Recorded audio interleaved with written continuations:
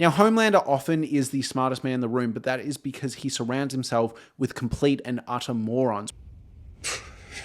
Sex is just a spectrum, right, bro? I want to talk about The Boys season 4 today because I think this is such an interesting season of television. I loved the weekly drops of The Boys. I was anticipating every single episode, every single week, and some episodes really fulfilled on their potential and other episodes really disappointed me. I think as a whole, this season is probably the weakest. I think the show is starting to kind of like show some cracks. However, it still has it in it to pull off great episodes and great moments and great performances. So today I want to talk about everything I loved in this season of The Boys and everything I didn't like. We're going to go sort of like episode by episode and then character by character. So initially the season starts, the first 3 episodes dropped, and it was met with a lot of backlash, a lot of criticism, a lot of people saying that the show has gone woke. A lot of people complain about the storylines and the character development and where they were taking these characters. But honestly, I thought the first 3 episodes that we got were actually pretty promising. Things that jumped out, I actually really loved the guy that could like clone himself. I thought the action scene that came out of that with Firecracker was genuinely exceptional. I think this is one of the great action highlights of the season, along with the fight at the boys' headquarters with Starlight, the Deep, and Black Noir. But yeah, I really liked the gritty, brutal nature of the fight with the clone man. I also thought a lot of the family dynamics they were setting up between Huey, his mother, and his dad were actually really fascinating and like primed for really great drama. So overall, I thought the first 3 episodes were really promising. I liked where we started our journey with all the characters. I was engaged with pretty much everyone except Frenchie, and I know there was a lot of pushback to Frenchie being gay or bisexual and people really losing their minds about that,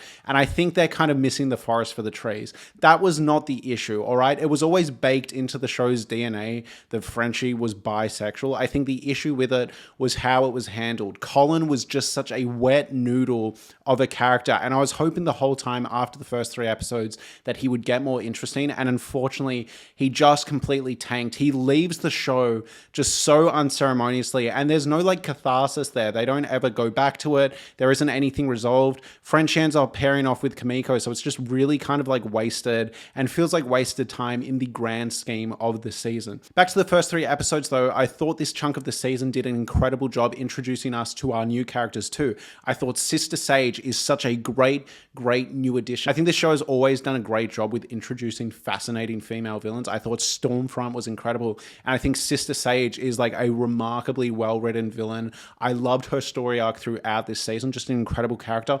I also thought Firecracker was great. The political commentary here with Firecracker is a bit on the nose. It is the boys really steering into full unsubtle territory, and I do miss some of the subtle writing that we got in those earlier seasons. I just think it's a great character. I think she's really well conceived. I think the execution is fantastic. I love the rivalry that comes up between her and Starlight. I also really liked at the start of the season what we were doing with Billy Butcher. I think Billy Butcher has always been a tough character for a while now. I think he was great in season 1 when he was first introduced. I think the show has always struggled to find something to do with him. He's a really difficult character to kind of pin down and get behind at certain points. But I think what they did with him towards the end of season 3 with the revelations about his brother, and I think the plot lines they gave him in season 4 about him keeping his cancer and his superpowers secret was incredibly fascinating. I love the mystery unraveling, and I love what it led to with Butcher. So even though I've always found Billy Butcher a bit of a tough character to get behind and really resonate with, by the end of the season, I think they absolutely crushed it. So before we continue with today's video, I just want to give a quick word from today's video sponsor, Aura. So as much as I enjoy immersing myself in the world of superheroes and their incredible abilities, I recently had a stark reminder that in the real world, we face a different kind of threat, one that can't be fought with superpowers. I recently discovered something that left me feeling incredibly uneasy. I decided to Google my best friend's name out of curiosity, and what I found was shocking. A data broker site had a vast amount of his personal information readily available for anyone to access. It was deeply unsettling to realize that someone so close to me was at risk due to this information being out there. And then it hit me. If this could happen to him, it could easily happen to me and those closest to me as well. The thought of my personal information being exposed like that made me feel helpless and honestly terrified. That's when I discovered Aura, the sponsor of today's video. Aura is a powerful tool that helps protect your personal information from from falling into the wrong hands. It alerts you when your data is being sold on the dark web or by data brokers, and it automatically removes your information from these sites, giving you peace of mind. In today's digital age, protecting our privacy is more important than ever, with data breaches becoming increasingly common, like the recent AT&T incident where over 73 million customer records were leaked on the dark web.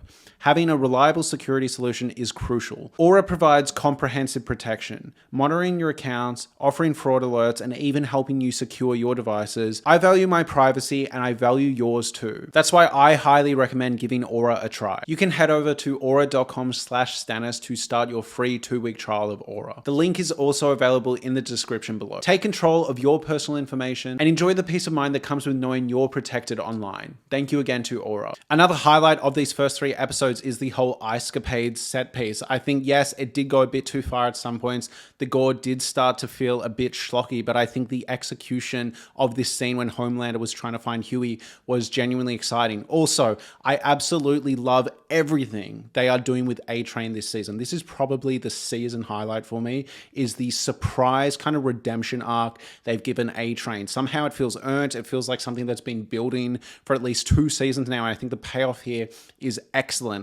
I absolutely love the parody movie that they're shooting with Will Ferrell. I think it's really interesting and well executed. And it's one of the few moments in this season where the political commentary isn't too on the nose. It works for the joke and completely lands, in my opinion. Now we get to episode 4, and I know for a lot of people this is probably the highlight of this season. For those of you who don't remember, this is the episode where Homelander goes down to the basement where he was experimented on and basically tortures a group of scientists. And yes, Anthony Starr is genuinely remarkable in this scene. He has always been excellent, and yet again, he absolutely crushes it this season. I loved all these scenes with Homelander. I do think, however, there were some moments where I guess the shock value and the humor behind that shock value wasn't really working for me. I think maybe they stretched it a bit too far in some moments. I think the thing with this episode is, unfortunately, it's a victim of how long the show has been going on for, because I really should be sitting here watching this sequence and being absolutely mortified and shocked. And I think it worked in the scene where the guy had to get in the oven. However, the scene where he shoots the guy's junk off, it just didn't quite land for me. And it's not that I'm offended by it, but it didn't exactly land as like a dark humor moment, and it also wasn't super horrifying. I know we should be sitting there in horror or like shock as Homelander is taking joy in these heinous acts, but it just wasn't really landing for me. I think at this point, we know what Homelander is capable of. We've seen him do the worst stuff imaginable, and it's just kind of, it's getting a bit like, yeah, we understand. And that problem comes up again later in the season where he tears Webweaver apart. We know where that scene is going. At this point, the surprise of the show is if Homelander lets someone live and doesn't do something shocking. And I think the show still thinks that Homelander resorting to violence and murdering innocent people is surprising. Until the show wants us to sit there and be horrified, but it's starting to feel like shock value for shock value's sake. And a lot of moments in this season feel like that, I find. There's a lot of moments where it lingers on the violence in a way where it clearly wants us to be like horrified. And I think it's just not landing the same because we've seen so much of it. And in my opinion, it's tough because I think the gore and the shock value of this show is kind of baked into its DNA, but I think the show needs to start being a bit more measured in how it uses it and when it uses it. A good example of this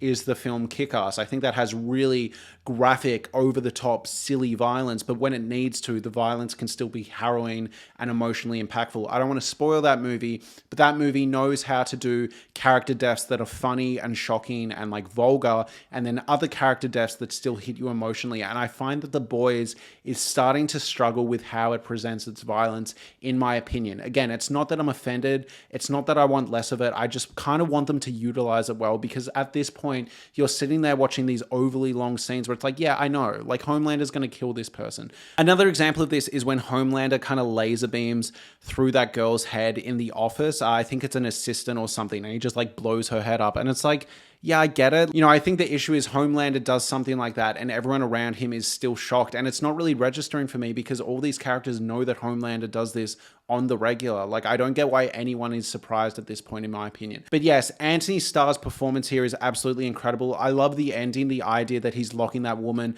amongst the dead bodies. That's really good. That feels like appropriate usage of violence and gore. That's a really interesting psychological thing to see play out. But I think scenes like where Homelander Homelander is shooting the guy's junk off or ripping Webweaver in half. It's just like, yeah, okay, get on with it. Like, I get it. It's not shocking. It just feels juvenile almost. Next, we get into episode 5. And look, I've got another boys hot take. I've never particularly liked Huey that much. I thought he was really interesting in the first season. But after that, I feel like he's been very one note. He lacks a backbone. I find him a massive wet noodle of a character, along with Starlight. Like, both of them really dropped off for me around season 3. However, I think they absolutely knocked it out of the park with the death of Huey's father. I don't know how they pulled this off, honestly, because initially I was kind of struggling. We hadn't seen Huey's dad for a while. I was like, this feels a bit out of nowhere, a bit soap opera-ish. I don't know how earned this feels, but my God, did they pull it off in episode 5. I think Simon Pegg's performance here was stunning to behold, like genuinely excellent.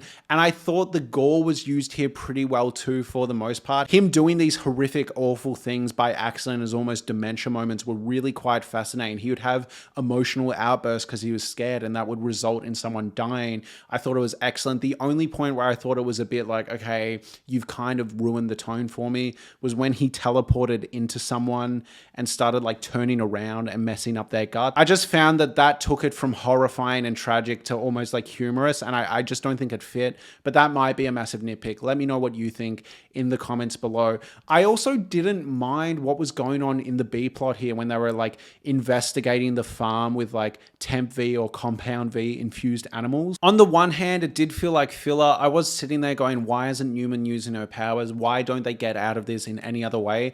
But the sheep humor, it kind of worked for me. The visuals of it were genuinely funny, and I love the joke Frenchie makes about having sex with a sheep. All of it really, really worked for me. And I thought as a whole, as a total package, episode 5 was also really good. I thought it was balancing out the serious stuff and the humor really well. However, then we get to episode 6, and I'm just going to say it, I think episode 6 is kind of one of the worst episodes of The Boys. And again, I'm not angry at the show for going there. I actually kind of respect the guts it takes to make a plot like this and expect it to work in today's day and age. I'm not angry at it. I just felt like the whole episode kind of ended up feeling like a waste of time. I agree with the writer, and this might be a hot take, I agree with the writer that the idea that Huey dresses up as a superhero in disguise and then that ends up doubling as a gimp suit and he is subjected to basically being someone's toy is a humorous, funny idea in concept. And for a while, it was really working for me. And yes, I know it has undercurrents of SA. I do understand that, but the jokes were working for me. I found it a really humorous comedic setup. However, it kind of shifts gears when Tech Knight comes into the picture and finds out who Huey actually is and threatens to cut a hole in him. It really kind of jumps into different territory. And I don't think the writers were really equipped to kind of deal with the fallout and deal with the repercussions that this would have on Huey as a character. I think the Ashley stuff is tongue-in-cheek enough that they can kind of get away with it and use it as a joke, in my opinion. But I think once it gets into the Tech Knight stuff, it really needs to be taken seriously. That is a horrific thing that Huey has been through, even if it didn't eventuate. And I just think the way they handled it was totally sloppy. I found his breakdown at the end really clunky. It feels really juvenile to make us laugh throughout the first 20-30 minutes of the episode, then make it dark and then expect us to laugh again. It just felt really weird. I don't think they pulled it off at all. And on top of that, the scene between Huey and Starlight just felt so strange. And I also think pairing that up with him breaking down about his dad, it just didn't work. It felt like a punchline. It felt like a parody of schmaltzy Hollywood movies, but I think they were actually going for earnest emotions. And as a result, when you look back on episode 6, it really does feel like a filler episode. And look, I like filler episodes if you've got time for them, but you absolutely do not have time for a filler fluff episode when you've only got 8 episodes. And especially by the end of the season, there is so much interesting stuff going on. It's like, why didn't we spend more time on this stuff? Why did we waste time in episode 6? Why did we waste time on Frenchie's boyfriend when so much interesting stuff happens in episodes 7 and 8? So let's talk about episodes 7 and 8. So I just said episode 6 was one of my least favorite episodes of The Boys, but episode 7 of season 4, I actually think it's a bit underrated. This might be my single favorite episode of The Boys. I don't know where they pulled this from. All right, because I was starting to feel there was some cracks showing in this season. There was some stuff that wasn't fully working for me. Some character things felt like they were going in circles. Episode 7, every single scene to me just felt important and exciting. There was so much interesting stuff going on. First off, I don't even know where to begin. The shapeshifter stuff. So cool. I love that if you're a fan of Supernatural, they are basically bringing back the idea that in order to shapeshift, you have to peel off your skin. Such an incredible, great, horrific concept. Again, this is a good example of the boys using gore. Just so cool. And also, I love that it's a gorier version of what we used to get in Supernatural. You know, now Eric Kripke is in charge of an NC-17, an R-rated show, and you can go there. You can be that gory. And this is a point that I think should have been explored more this season. Why didn't we have someone shapeshifting into Starlight, into Annie, way earlier in the season? Because the most interesting thing for me in the last two episodes was, when is the shoe going to drop? When is Huey going to realize that he's been sleeping with a shapeshifter and the real Annie is locked away somewhere else? It was such a cool, fascinating idea. And again, like, why didn't we set this up in episode 6? Could have been so good.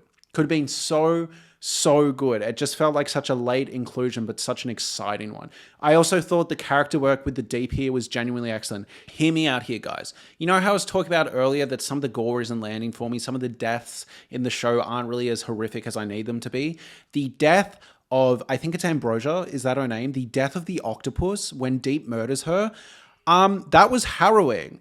I could not believe how emotionally affected I was by the death of an octopus. I know they were going for the laugh for a bit, but they make us sit with her death for quite some time. Like, she is gasping for air for quite some time. You think she's died like 3 times. It was horrific. And also, I don't know if you guys knew this, it is voiced by Tilda Swinton, one of the greatest actresses of our generation, decided to just voice an octopus that has sex with the Deep. Like, absolutely hilarious. But the performance here was great, and it actually felt like the death that happens at the hand of like an abusive household. Like, it was actually tragic. He like lost his cool and smashed the tank and let her like suffocate to death behind a door. It was, and I was actually begging for him to like open the door. Like, I really thought this was an effective scene.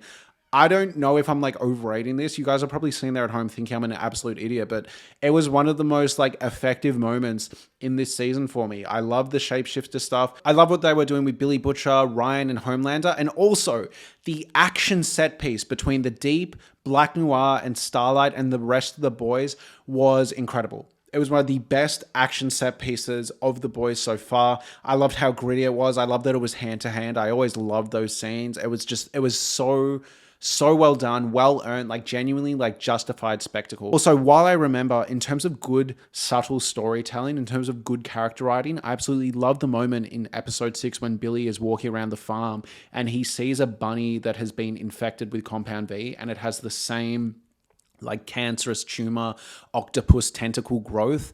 And you can tell that it's starting to click with him. Oh my God, I think that's what's inside me. It's really good foreshadowing too, because we get a payoff to that. And he's horrified and disgusted. And he almost looks scared about what he's going to become. And he squishes the bunny. Such a great moment. I love that it's a moment in private. No one else sees it. It's just us and him, a really intimate moment. One of my favorite moments from the season. Episode 7 was excellent. I was really mixed on this season, but episode 7, yeah, I might be overhyping it. But I thought it was one of the best episodes, not just of this season, of the entire show. And then we get into the finale. This is an excellent finale. I think next to season 2's finale, this is easily the best finale. And honestly, the more I think about it, the more this might be the best finale. The only reason I can't give it the hands down best finale is because the rest of the season around it wasn't as good as I'd hoped. And I think if the storylines leading up to the last episode were better, were more compelling, this last episode easily would be the best finale for me. But that's my only issue, is that it's incredible, all the payoffs are great, but the storylines leading up to that just weren't as well fleshed out as I wanted them to be or needed them to be to overtake the season 2 finale. But my God. I genuinely felt like I was dreaming when Homelander laser beamed Newman. Like, I didn't think that was real. I genuinely did not think that was real. I was like, oh, they're going to cut away here. It's going to be a bit of a joke. Nope. They committed to it. Really exciting. I love from there the way it just feels like chaotic. It reminds me of when really great shows kind of break the status quo and it feels like the world is ending. You know, I love when Homelander's basically like, we're going to kill everyone at Vought, and it feels like when the clones execute Order 66, like everything just starts going down. There are innocent people being murdered in the building. It's horrific and harrowing, and it genuinely feels like end of days. Like, it's just so good. Also, I love the ending to Ryan's story in this season. I was really hoping they would go this direction, and I love that basically they've decided, yep, Ryan is the bad guy. And I think the scene where he calls out Billy, Butcher, and Grace and says, I'm going to be locked down here the way my father was, no, and he storms off. I think it was excellent. I think it was well earned, and I love that Ryan turning evil is basically the thing that tips Butcher over the edge into committing a genocide with the soup virus. I just think it was so well done. I think it needed to happen, and it feels really true to the boys and the tonality that the boys has set up, that Ryan would end up turning to the dark side, and Billy Butcher also needs to turn dark in another direction to kind of like even that out and save the day in his eyes. I just think it was excellent. I love that Ryan was this last linkage to humanity, and now Billy Butcher has lent into his dark side. I also love the revelation of his powers. I love the scene where Billy Butcher just takes over and everyone's sitting there horrified, and the final sequence playing to Nirvana's heart-shaped box was excellent. I love the visual of Starlight flying off into the sky after Huey nods and gives her permission. It's so good. I love all the visuals of like Frenchie getting turned, for example, Kimiko screaming no. All of these moments just feel theatrical and exciting, and like the emotions work. I was really invested. I was really shocked, and that's what I needed to feel. I also love Sister Sage revealing that this was all kind of in a complicated way part of her plan. And I do wonder, is she kind of fobbing him off there? Is she lying a bit and just trying to get back in the fold? Or was this actually all her plan? Did she predict every single thing along the way? Or is she kind of taking credit for some chaos that she didn't originally predict? But yeah, I just loved the final 2 episodes of this season. I thought the first 3 episodes were pretty good. I thought the middle kind of sucked in moments. So yeah, these last 2 episodes just really made the season come together for me. So yes, I do think season 4 is the worst. I do think some of the political commentary is getting a bit clunky. It's not as like well done and subtle as it used to be. Sometimes it does feel a bit ham-fisted, a bit hand-wavy, a bit like, yes, we understand whose side you're on, the boys. However, I still think it's excellent. Not only that, but I thought some of the character stories went in circles, but God, when this season works, it was absolutely working. So yes, it's a mixed bag, but stick with it because I think the payoff at the end is genuinely excellent. So now let's go character by character, just some quick things that jumped out that I liked, that I didn't like. All right, so Billy Butcher, I thought the pacing around his story was a bit clunky. It was a bit, we've been here before. I was waiting for it to pick up, but I absolutely love the ending to his story in season 4, the revelation of his powers. I love the way they delivered this mystery. And I think the ending here where he finally turns on the soups completely and decides to go through with the virus-induced genocide was really well earned and made those slower scenes, made those sort of like repetitive scenes earlier in the season work a lot more. This was also the first season where I really bought into the dynamic and the interplay between Ryan, Homelander, and Billy Butcher. Next, we got Huey. Look, I've never liked Huey too much as a character. He was pretty good in season 1, and then I think they completely dropped the ball in season 2 and 3. And here, he's a bit of an interesting one because I think what they do with Huey is really good in some parts, particularly with his dad passing away, and then just absolutely terrible in other parts. I'm thinking the kind of assault stuff he goes through in episode 6, but then following up with that, the shapeshifter plot he goes through in episode 7. I thought what they tried to do was really interesting, but I just don't think they gave it enough time. I actually think the conflict that comes up between him and Starlight is actually really interesting. I've seen a lot of people online really rag on Starlight here for basically telling off Huey for sleeping with the shapeshifter. However, I don't think the show necessarily agrees with her stance here. And I think what it's meant to show is she's clearly insecure and kind of like projecting into the situation because she feels like she can't be that sexed up, like amazing girlfriend for him due to the depression she's been going through. And I actually think that's a really interesting idea to explore.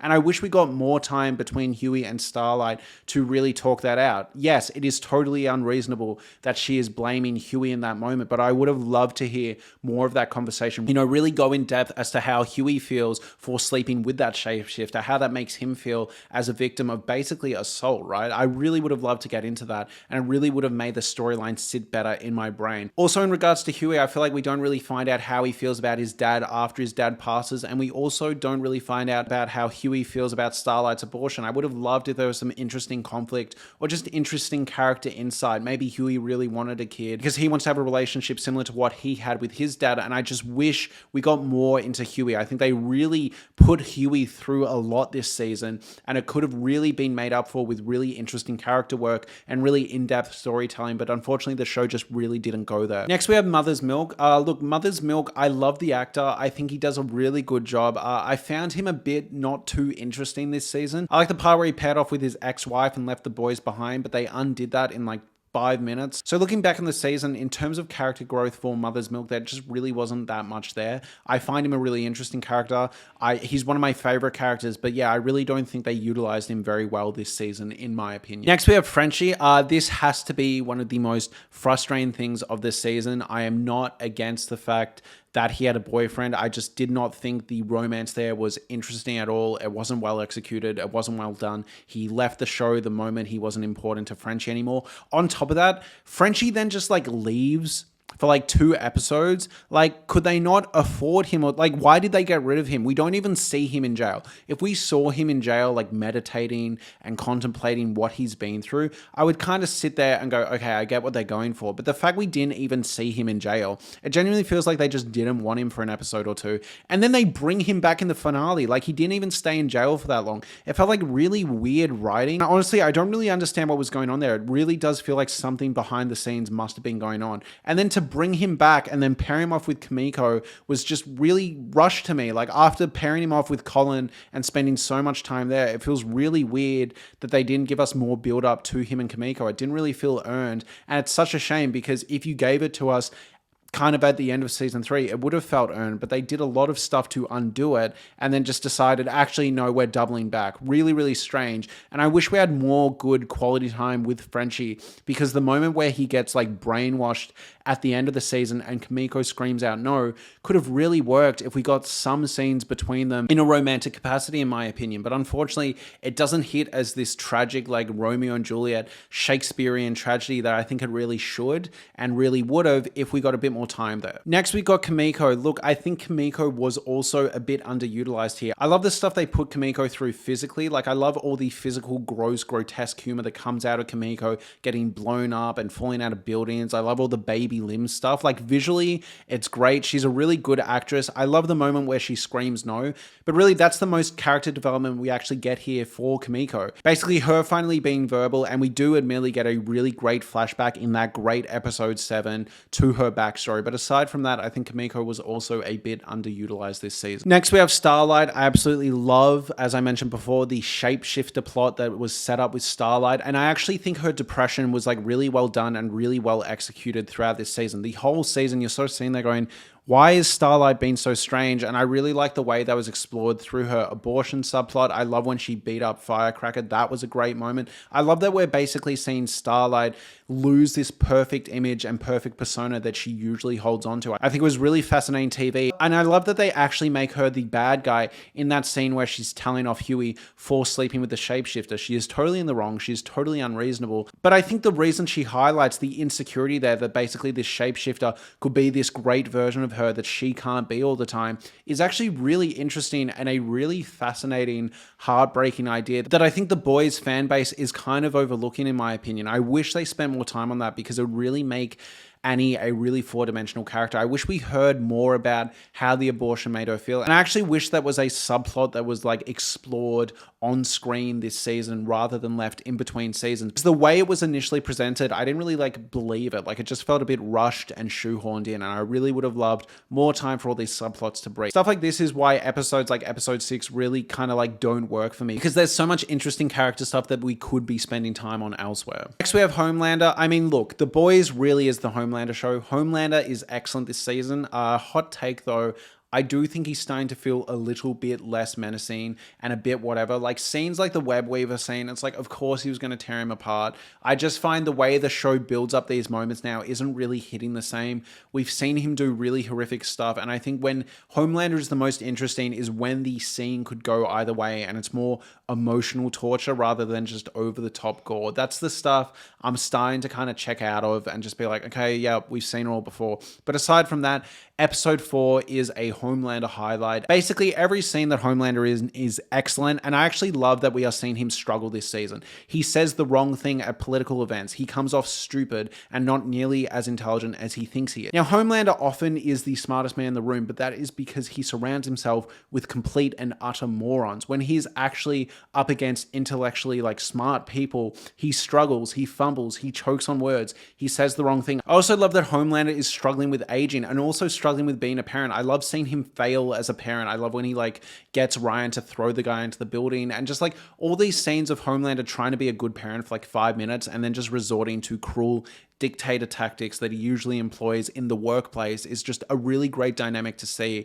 And I do think the character work that they're doing here with Homelander is excellent. I really just need them to find the balance though, because going into season 5, we really need him to feel like this mega threat that they need to stop, in my opinion. Next, the Deep. Now, yes, we always highlight how good Anthony Starr is as Homelander, but my God, Chase Crawford as the Deep. Chase Crawford as a comedic talent is genuinely excellent. His performance this season is top notch. All his line deliveries are excellent. I absolutely love the line delivery of his "Me Too's over, babe. Womp womp wow." All the extra stuff he's done for Vought and Amazon Prime on Instagram is absolutely hilarious. I just think he's a great comedic performance, and I think he's a great dramatic actor as well in this show. I think Chase Crawford, I love everything they've done with the Deep, and I love the idea that basically he starts as a slimeball piece of shit, and the show has never forgiven him for that. He has been the butt of the joke for 3.5 seasons straight, and at the end of the season, he just goes, fuck it, I'm just going to be a terrible, evil piece of shit. And I absolutely love the moment where he toys with the guy in the Vought head office before killing him. It's a really interesting moment, and that is a moment that still works as a shocking moment for me, despite a lot of the other moments this season not really landing. So yeah, absolutely love the Deep. Bit of a biased fan favorite for me, but yeah, just excellent. Also, A-Train. A-Train is a character that I could not stand for the first 2 seasons, and not because I was morally opposed to him or he made me angry and oh, this is such an evil character, because if that was my reaction, I would say he's a really good character, a well-written character. I thought A-Train, for a while, the writers didn't really know the line to take with him. I thought they weren't doing a great job with him. They are doing an astounding job with him this season. He was another highlight in that great episode 7. I love that he basically does a few good things and just nopes the fuck out of there. Excellent. I love his redemption arc. All of it's working for me. I genuinely fear for his life in these scenes where he's snooping around Homelander's base. I love the moment where he drops Mother's milk at the hospital. Just an excellent character moment, and I'm really excited to see A-Train in season 5. I cannot believe I'm saying this, but I absolutely adore what they did with A-Train this season. Black Noir the Second. Really like Black Noir the Second. Yeah, it's not as menacing and scary as the first Black Noir. It's weird to me that the fan base is complaining oh, this Black Noir isn't as cool. It's that is very, very much the point. That is very much the point. That is so the point. So I really find the humor works for me. Yes, not as cool as the old Black Noir, but I think as a humorous punchline, basically as this shitty actor they've hired to impersonate the original Black Noir, I think it's great. I love the narcoleptic stuff. All of it's really working for me, and I love that him and the Deep are broing out, and the Deep is trying to get this new Black Noir to fulfill the expectations he has as a result of the original Black Noir. So good. Love it. I love it. Next, we have Ashley. Who would have thought that Ashley was a great part of this season? I thought all her stuff in episode 6 was pretty funny for the most part. I thought her writing as a whole this season was just really good. I've actually been invested, and I like that she started pairing off with A-Train towards the end. Really curious to see what sort of monster or creature she becomes next season after she's taken Compound V. Next, Victoria Newman. Victoria Newman is another great female villain that The Boys has pulled off. I don't know how they keep doing it, but she is another great character. She's so good. So sad to see her go. I do think her death I don't know if it completely worked for me. I wish I felt more, but I absolutely love the moment where Homelander like laser beamed her on the shoulder. She is a great actress. Like, I think she's excellent. I love that she always felt like one of the smartest people in the room. Really sad to see her go. Like, a good death, and I love the Butcher was the one to kill her. I think it was really satisfying. I just think the way they did it just kind of was so over the top that it lost the emotional impact for me. Next, we have Ryan. Not too much to say about Ryan. I love the conflict he did have at the end of the season, though, and I love that he turned evil. I mean, he might double back on that. I'm sure he may.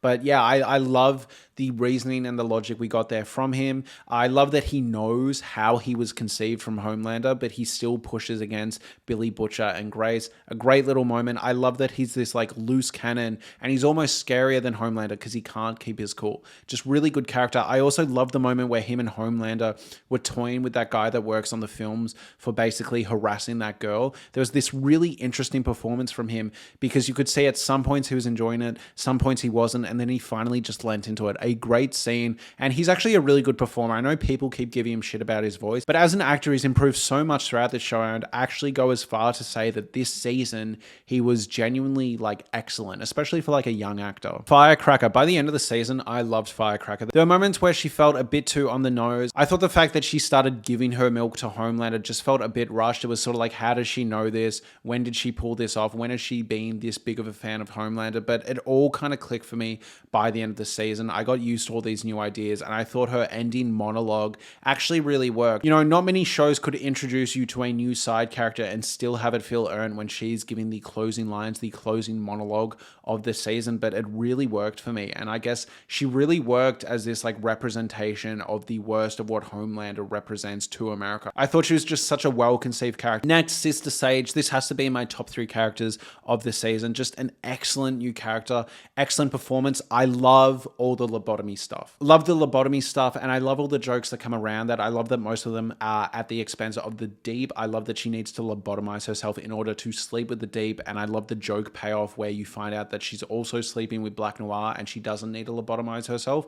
Absolutely hilarious. I just thought her character was excellent this season. I love the twist at the end. I love that she was kind of playing both sides. I love that she was manipulating things, and I really hope she tries to overthrow Homelander for a greater power. I really am curious to see what they do with her. And finally, we have Joe Kessler. Look, I love Jeffrey Dean Morgan. I love Jeffrey Dean Morgan from Supernatural. I think he's excellent. I also think he's excellent in Watchmen. I think he's excellent here. I really like that he's going for this like scene stealing, like scenery chewing performance. But my God, like, was this not the most obvious twist to ever exist? Like, genuinely. And I think it was absolutely hilarious when Butcher was like, wait, are you telling me that you're not real? You can talk to her. Like, just so funny to me because it's like, yeah, no shit, dude. Like, I thought the way they revealed the twist was really well done. The way that like he started talking over Billy Butcher's other hallucination. Great moment. Great moment. But then all the moments after where they're like really framing it as this like incredible mystery, this Fight Club level twist they've put on us. It's like, no, like we all figured that out. Like,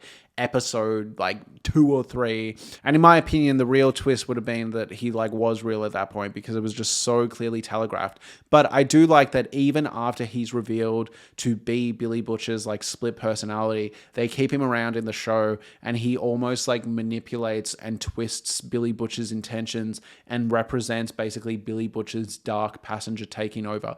Very similar to stuff that was explored in the show Dexter. Yeah, all in all, I really enjoyed this season. Thank you so much for watching. If you'd like me to do a follow-up video, please let me know. Please let me know what you thought of this season in the comments below, as well as what you would like me to talk about next. Thank you so much for watching. Please subscribe and please have a lovely day.